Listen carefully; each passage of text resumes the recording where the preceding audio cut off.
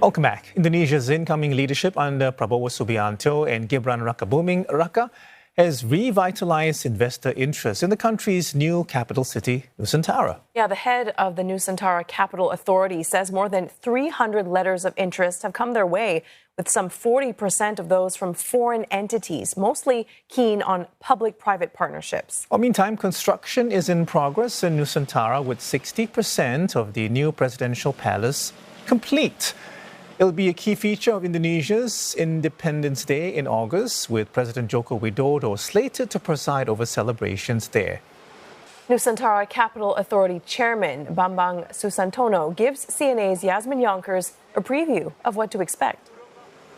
I believe that, inshallah, we call it, the palace will be there. And we are going to see also not only the palace, but also the national axis. We call it the national axis, like the Washington Mall. Part of them are already finished, with some monumental memorial park, for example, and also a couple of green area, the park itself. There will be also some part of the coordinating minister offices that finish. People can see that one if they attend the ceremony. There will be one hotel, 5-star hotel, that already being operating at a time. And a couple of things, finger crossed, that there will be also facilities that available. For example, hospital. Yeah. For example, also some education facilities that will be there. It all sounds quite gorgeous, what's going to happen on the 17th of August this year, your Independence Day. How pivotal do you think the optics of that day are going to be to move the needle in the hearts of foreign investors? I think, number one, when people asking me whether this is going to be some model of the cities, not only for Indonesia, but also the future, my answer is always yes. Please see on the field, for example, seeing is believing, and then also the support from international community, international organizations, friends of many of the countries, including Singapore. We have a knowledge partner here in Singapore, the Center for Livable Cities. That's already tells something. I think the confidence will be there. And confidence is already there right now when we have 3 documents that are aligning to the global campaign. One, we are the first city in Indonesia that has a roadmap for climate change. We hope that by 2045 we will be the net zero city. That's the first city in Indonesia. Second one, we also have a voluntary local review. This is SDGs roadmap at the city level. Not many cities has this one. We are the first one that has a systematic kind of things to achieve all the SDGs. And the third one, just yesterday, we launched the biodiversity roadmap. Why? Because 65% of our area will be tropical forest. And this is a unique thing about Nusantara as a sustainable forest city. And I'm glad that the international community put their confidence on us that this is not just a dream, but this is something that's doable, and we can achieve that if we are collaborating.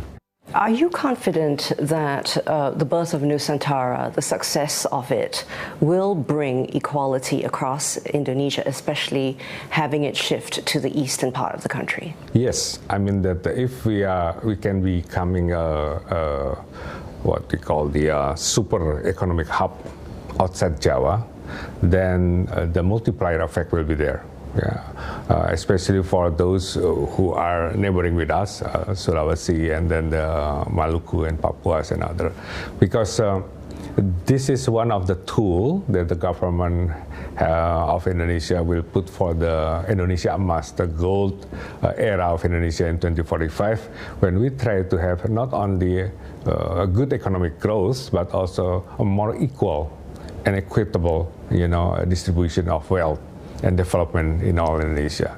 So the answer is yes. I mean that this is supposed to be, a super economic hub for Indonesia in the future, in 2045. It's a vast amount of money that's needed for this move, over $30 billion. The state budgets are able to cover only up to 19% of this cost. So you're trying to look for foreign investment, but when that appears to slow, the Indonesian government, of course, has turned inward to local firms. Will this continue? I think so. I mean that right now we already have 5 groundbreakings about 40 entities are now in the field. They are construction and building all the facilities and infrastructure.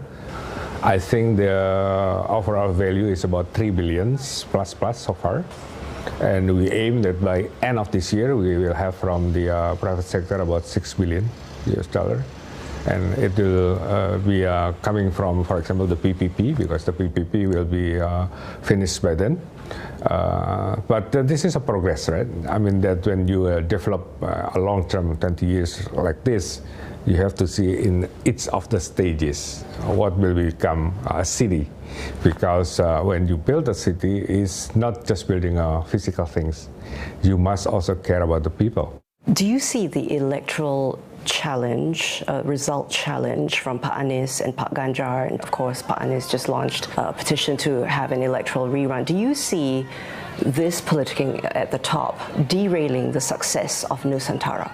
I don't think so. I mean I think the fact and the data and the response that I receive from the business and investment communities talks different things. Yeah, that they are now in the hype situations.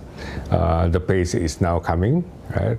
And I think we are going to use this momentum to attract more and more business and investors from around the world to work with us. So here's a question for you. What is Jakarta's status now? Is it still the capital of Indonesia? As of now, yes, of course, until the president will issue a decree that Nusantara is the new capital, Jakarta is still the capital. And I think in the future we are going to see something like in New York and Washington, or perhaps Sydney with Canberra, right? That these two cities will perform collaboratively to have an economic impact of Indonesia. Hopefully these two pair will be something. And I think in the future also in the 2045 we will see more economic hub that will be coming outside Nusantara and Jakarta. There may be in Sumatra one, there may be in Sulawesi one, or in the eastern part of Indonesia. And all in all, we do hope that this will achieve what we call the goal of Indonesia emas in 2045.